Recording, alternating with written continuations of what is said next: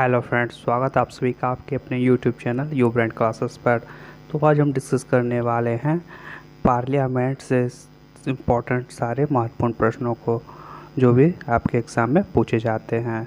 तो अगर आप किसी भी कॉम्पिटिटिव एग्ज़ाम की तैयारी कर रहे हैं तो ये सारे प्रश्न आपके लिए इम्पोर्टेंट होने वाले हैं।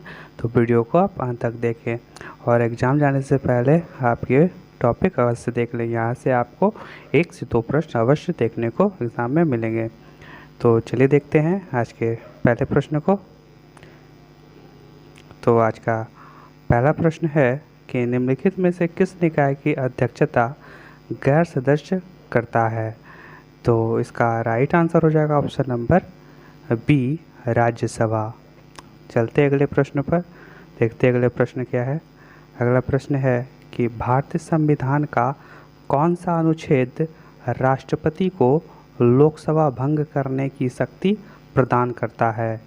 तो आपके ऑप्शन दिए गए हैं अनुच्छेद 82, अनुच्छेद 84, अनुच्छेद 85 या फिर अनुच्छेद 90। तो भारतीय संविधान का कौन सा अनुच्छेद राष्ट्रपति को लोकसभा भंग करने की शक्ति प्रदान करता है। इसका सही जवाब हो जाएगा ऑप्शन नंबर सी, अनुच्छेद 85। देखते हैं अगले प्रश्न को। अगला प्रश्न है कि नए राज्यों के निर्माण अथवा विद्यमान राज्यों की सीमाओं को परिवर्तित करने का अधिकार होता है। तो ये राष्ट्रपति के पास होता है, निर्वाचन आयोग के पास होता है, संसद के पास होता है या फिर इनमें से कोई नहीं। तो इसका सही जवाब हो जाएगा ऑप्शन नंबर सी, संसद के पास होता है। ठीक है, देखते हैं नेक्स्ट प्रश्न को। अगला प्रश्न है कि सरकार का वर्गीकरण संसदीय तथा अध्यक्षीय रूप में किया जाता है। तो इसका सही जवाब हो जाएगा ऑप्शन नंबर ए, विधायिका तथा कार्यपालिका के बीच संबंध के आधार पर।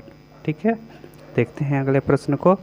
अगला प्रश्न है कि वर्तमान में किस राज्य का लोकसभा में अधिकतम सदस्यों की संख्या के हिसाब से दूसरा स्थान है। तो इसका सही जवाब हो जाएगा ऑप्शन नंबर बी, महाराष्ट्र।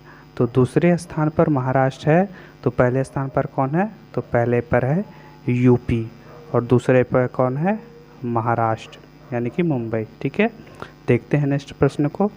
अगला प्रश्न है कि राज्यसभा के सदस्य का कार्यकाल कितने वर्ष का होता है। तो आपके ऑप्शन दिए हैं 2 वर्ष का, 4 वर्ष का, 5 वर्ष का या फिर 6 वर्ष का। तो राज्यसभा के सदस्यों का कार्यकाल जो होता है वह 6 वर्ष का होता है। इसका राइट आंसर हो जाएगा ऑप्शन नंबर डी, 4 वर्ष का। देखते हैं नेक्स्ट प्रश्न को। अगला प्रश्न है कि राज्यसभा के 1/3 सदस्य प्रत्येक कितने समय पर अवकाश प्राप्त करते हैं। तो इसका सही जवाब हो जाएगा ऑप्शन नंबर बी, 2 वर्ष पर। ठीक है, इसका जो राज्यसभा का 1/3 सदस्य जो है वह प्रत्येक 2 वर्ष के समय पर अवकाश प्राप्त करते हैं। ठीक है, देखते हैं अगले प्रश्न को। अगला प्रश्न है कि लोकसभा में किसी राजनीतिक पार्टी को विरोधी पार्टी की स्थिति प्राप्त करने के लिए न्यूनतम कितनी सीटें प्राप्त करनी होती हैं। तो इसका सही जवाब हो जाएगा 10%। देखते हैं अगले प्रश्न को। अगला प्रश्न है कि निम्नलिखित किसी राजनीतिक दल को राजनीतिक दल के रूप में मान्यता दी जाती है। तो इसका सही जवाब हो जाएगा ऑप्शन नंबर सी, कि यदि उसे 4 या अधिक राज्यों के राजनीतिक दल के रूप में मान्यता दी गई हो। देखते हैं अगले प्रश्न को।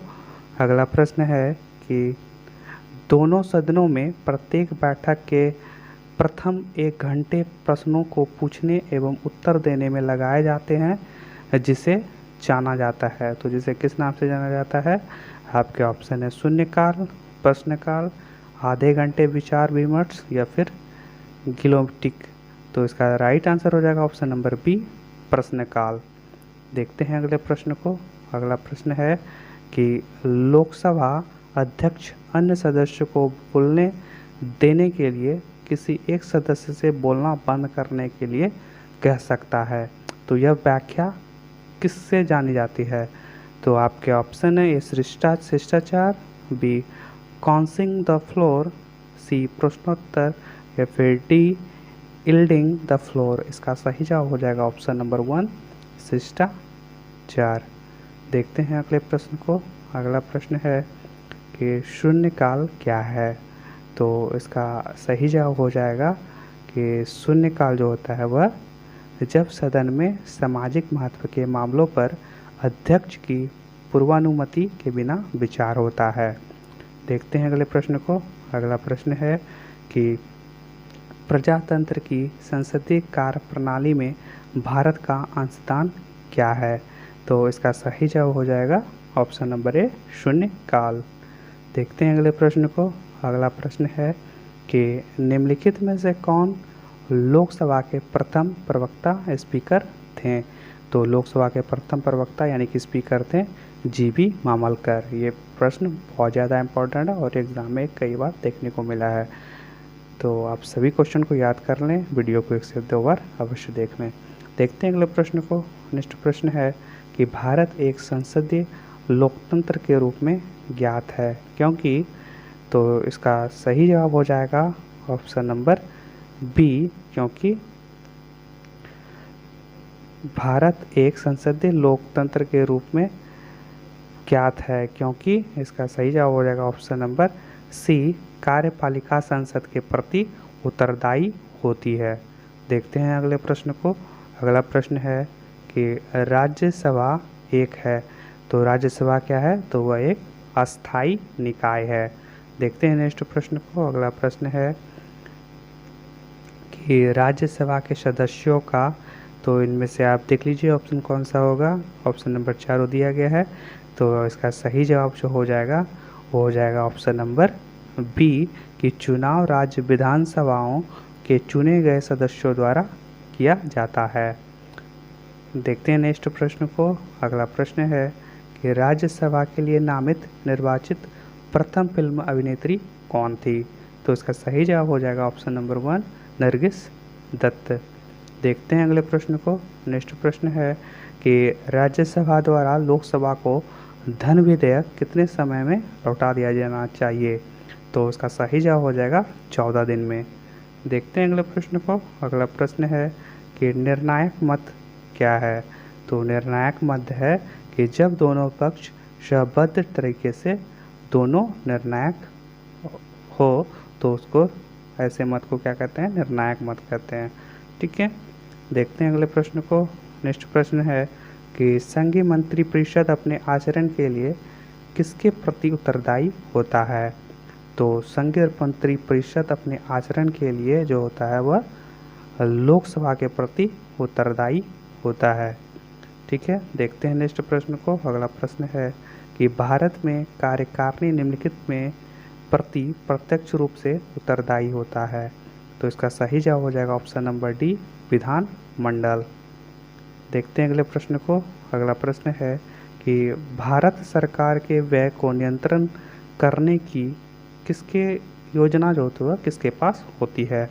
तो इसका जो होता है भारत सरकार के व्यय को नियंत्रण करने की योजना यह सांसद के पास होती है, यानी कि पार्लियामेंट के पास होती है। देखते हैं अगले प्रश्न को। अगला प्रश्न है कि सांसद के दोनों सदनों के सदस्य रहे बिना कोई व्यक्ति कब तक मंत्री के रूप में बना रह सकता है। तो संसद के दोनों सदनों के सदस्य रहे बिना कोई व्यक्ति कब तक मंत्री के रूप में बना रह सकता है, तो 6 माह तक। ठीक है, देखते हैं अगले प्रश्न को, जो कि आज का आखिरी प्रश्न होगा। इनका आंसर आपको कमेंट बॉक्स में देना है। तो वे कौन से प्रधानमंत्री हैं जो अपने कार्यकाल में संसद में उपस्थित नहीं होते थे। आपके ऑप्शन है अटल बिहारी वाजपेयी, चंद्रशेखर, सी चरण सिंह या फिर डी बीपी सिंह। इसका सही जवाब आपको कमेंट बॉक्स में कमेंट करना है। और आपने कितने प्रश्न सही किए इसका आंसर आपको कमेंट बॉक्स में कमेंट करना है। तो मिलते हैं नेक्स्ट वीडियो में नेक्स्ट टॉपिक के साथ। आज के लिए बस इतना ही। Thank you so much. इसी के साथ आज की मजदूरी यहीं खत्म करते हैं। अगर तुम्हें वीडियो पसंद आई तो लाइक मारो यार। मुझे नहीं पता, मुझे 2 मिलियन लाइक्स चाहिए, कैसे ना कैसे करके मुझे चाहिए। इतना जिला मैं कभी नहीं होऊंगा अपनी पूरी जिंदगी में जितना इसमें जिलाऊं, मुझे चाहिए ही चाहिए। तो लाइक मारो, और अगर तुम लोग नए हो तो सब्सक्राइब करो। वो जो लाल वाला बटन है उस पर फूट फेंक के मारो या फिर मोमबत्ती, मुझे नहीं पता, बस क्लिक हो जाना चाहिए। अब मैं भी जा रहा हूं, मुझे पैसों के पीछे भागना है। बाय।